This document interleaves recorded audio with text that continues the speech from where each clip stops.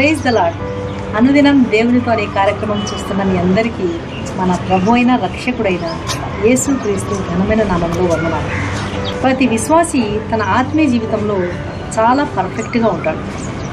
Bible చదవడానికి సమయం కేటాయిస్తాడు, పరిచర్య చేయడానికి సమయం కేటాయిస్తాడు, వాక్యం వినడానికి సమయం కేటాయిస్తాడు, పాటలు పాడడానికి కూడా సమయం లేదు అన్నా కూడా మైక్ లాక్కుని మరి పాటలు పాడడానికి ఆసక్తి చూపిస్తాడు. అయితే ప్రార్థన దగ్గరికి వచ్చేసరికి నేను చాలా అలసిపోయినాను, నాకు వెళ్తే ఏం బాగలేదు, నాకు అస్సలు టైం సరిపోవటం లేదు అంటారు. ఇంకొంతమంది ఒక అడుగు ముందుకేసి అసలు నాకు ప్రార్థన చేయడానికే రాదు అంటారు. దేవుని బిడ్డలారా, సాతాను ఒక వ్యక్తిని చిక్కులో పడేసేది ఎప్పుడు తెలుసా? ప్రార్థనను నిర్లక్ష్య పెట్టినప్పుడు. సాతాను నువ్వు వాక్యం చదివేటప్పుడు అభ్యంతరపరచడు, వాక్యం వినేటప్పుడు అభ్యంతరపరచడు, ఒళ్ళు అలసిపోయేలా పరిచర్య చేసేటప్పుడు అభ్యంతరపరచడు. వాడి చేతికి నువ్వు చిక్కేది ఎప్పుడంటే ప్రార్థనను నువ్వు నిర్లక్ష్య పెట్టినప్పుడు. ప్రార్థనా జీవితం నీకు లేకపోతే వాడు సులువుగా నిన్ను చిక్కించుకుంటాడు. అన్ని విషయాలను వాడు అనుమతిస్తాడు, కానీ ప్రార్థన చేయడంలో మాత్రం ఎప్పుడు నీకు అనుమతించాలి. నీకు సమయం లేకుండా చేస్తాడు, నీకు ప్రార్థన రానియకుండా చేస్తాడు, అలాగే నీ గురిని వేరువేరు విషయాల మీద నిలిపేటట్టు చేస్తాడు.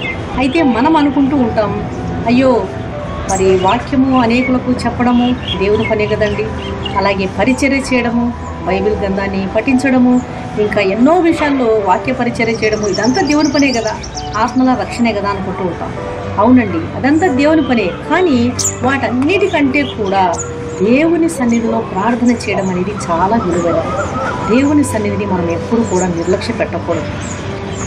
దేవుని సన్నిధిని, దేవునితో ప్రార్థన చేయడాన్ని నిర్లక్ష్య పెట్టినట్లయితే ఏం జరుగుతుందో మనం దావీదు జీవితాన్ని గమనించి చూసినట్లయితే, దావీదు గొర్రెలు కాసుకునేవాడు. అడవిలో గొర్రెలు కాసుకునేటువంటి దావీదు ఎంతో ప్రార్థనాపరుడు, మంచి ఆత్మీయుడు, దేవుని హృదయానుసారుడుగా నడిచినవాడు, ప్రార్థనకు ప్రాముఖ్యతనిచ్చినవాడు. సితారాను చేత పట్టుకొని పాటలు రాస్తూ, కీర్తనలు పాడుతూ, దేవుని స్తుతిస్తూ, దేవునితో సమయము గడిపిన వ్యక్తి దావీదు. అలాంటి దావీదు ప్రార్థనను నిర్లక్ష్యం చేసినందువలన ఏ అడవి నుంచి దావీదును రాజుగా చేశాడో దేవుడు, అదే అడవికి మళ్ళా తిరిగి తరిమేయబడ్డాడు. ఆకలితో అలమటిస్తూ, కాళ్లకు చెప్పులు లేకుండా, ప్రాణ రక్షణ కొరకు నిలువ నీడ లేకుండా అడవుల పాలయ్యాడు. కారణం ప్రార్థనను నిర్లక్ష్య పెట్టడం వలన. హీరో నుంచి జీరో స్థాయికి దిగజారిపోయాడు. దావీదు రాజైన తర్వాత అతడు స్థిరపడినాడు, అతని రాజ్యం స్థిరపడింది. స్థిరపడిన తర్వాత ప్రార్థనా జీవితాన్ని రాజైనటువంటి దావీదు నిర్లక్ష్యం చేసినాడు. పగటిపూట నిద్రపోయినాడు. దేవుని సన్నిధిలో మంచి ప్రార్థన పరుడుగా ఉన్నప్పుడు ఆ పగటిపూట సమయాన్ని సితారా వాయిస్తూ, కీర్తనలు పాడుతూ, దేవుని సన్నిధిలో ఆత్మీయంగా దేవునికి అతి సమీపంగా నడిచి దేవునితో సమయం గడిపినటువంటి దావీదు రాజైన తర్వాత సుఖానికి అలవాటు పడిపోయి పగటిపూట యుద్ధానికి వెళ్లాల్సినటువంటి దావీదు యుద్ధానికి వెళ్లకుండా పగటిపూట నిద్రపోతున్నాడు. యుద్ధంలో ఉన్నటువంటి సైన్యం కోసం ప్రార్థన చేయాల్సిన దావీదు, ప్రజల క్షేమం కోసం ప్రార్థన చేయాల్సినటువంటి దావీదు పగటిపూట ఎంతో నిద్రపోతా ఉన్నాడు. చూడండి, ఈ దినాల్లో చాలామంది కూడా ఉద్యోగం రానంత వరకు దేవా నా దేవుడు నీవే, దయచేసి నన్ను కరుణించు, నన్ను హెచ్చించు, నాకు స్థిరమైనటువంటి ఒక ఉద్యోగాన్ని దయచి, నీకు నమ్మకంగా ఉంటాను, సాక్షిగా ఉంటాను అని ప్రార్థన చేస్తారు. అదే ఉద్యోగం వచ్చిన తర్వాత దేవుని సన్నిధిలో సమయం నాకు లేకుండా పోయింది. ఏమండి బ్రదర్ ప్రార్థనకు వస్తారా అంటే, అయ్యో నాకు టైం లేదండి, నాకు సమయం సరిపోవటం లేదు, ప్రార్థనకు రావడానికి చాలా బిజీగా ఉన్నాను అని చెప్పి ప్రార్థనలు చాలామంది నిర్లక్ష్య పెడతారు. చూడండి, ప్రార్థనను నిర్లక్ష్యం చేయడం వలన దావీదును సొంత కొడుకే తరిమి పట్టుకోవాలని ప్రయత్నం చేస్తున్నాడు. అతని సింహాసనాన్ని లాక్కోవడానికి ప్రయత్నం చేస్తున్నాడు. ప్రార్థనను నిర్లక్ష్య పెట్టి ప్రొద్దు గృంగిన తర్వాత అతడు లేస్తూ ఉన్నాడు. లేచిన తర్వాత ప్రార్థన చేస్తున్నాడు అంటే అది లేదు. లేచిన తర్వాత ఫ్రెష్ అప్ అయి మిద్దె మీద అటు ఇటు తిరుగుతూ టైంపాస్ చేస్తూ ఉన్నాడు. చూడండి, నువ్వు ఖాళీగా ఎప్పుడైతే ఉంటావో సాతానుడు నిన్ను పట్టుకుని పాపంలోకి నిన్ను లాగడానికి వాడికి అనువైన అవకాశంగా దొరుకుతుంది. చాలామంది పాపంలో పడిపోవడానికి, దేవుని మార్గం నుంచి తొట్టిల్లడానికి గల కారణం ఏమంటే సమయాన్ని ఖాళీగా వ్యర్థపుచ్చుతూ ఉంటారు. సెల్ ఫోన్తో చాటింగ్ చేస్తూ కొంతమంది సమయాన్ని వ్యర్థపుచ్చుతూ ఉంటారు.